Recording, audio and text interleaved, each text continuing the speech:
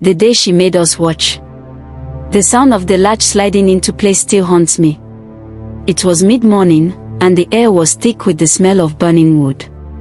Mama Ife had dragged her daughter, Kemi, into the center of the compound. She stood there with a long cane in her hand, her voice sharp like broken glass. "Watch," she commanded, glaring at the rest of us, "or you learn the hard way too." Kemi stood trembling, her arms wrapped around herself as though they could shield her. I wanted to look away, but I couldn't. None of us could.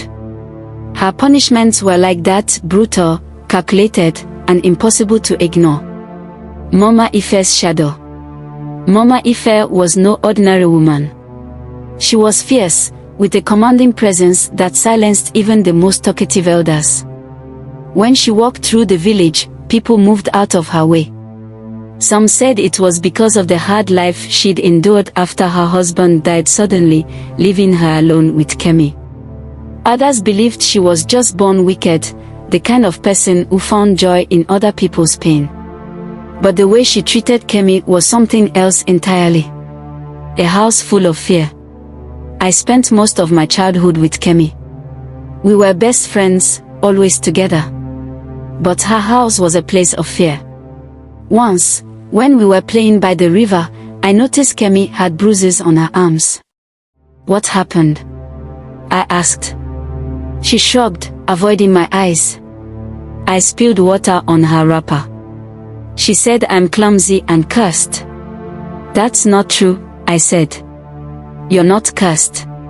She just shook her head. "It doesn't matter. She says it enough times, and no one will believe otherwise." I didn't understand how a mother could say such things. In our village, mothers were sacred, the protectors of their children. But Mama Ife seemed to enjoy breaking that rule. The smallest mistakes. It didn't take much to set Mama Ife off. Once, Kemi forgot to bring in the goats before sunset. By the time she realized it, one of the goats had wandered into the neighboring farm and eaten cassava leaves. The farmer complained, and Mama Ife was furious. "You're useless," she yelled, dragging Kemi into the house. She locked the door, and though I couldn't see what happened, I could hear the sound of the cane hitting her skin and her muffled cries. Another time, Kemi dropped a bowl of soup. Mama Ife made her kneel on the rocky ground for hours. "You learn to respect what I give you," she said. The day of the banquet. One day,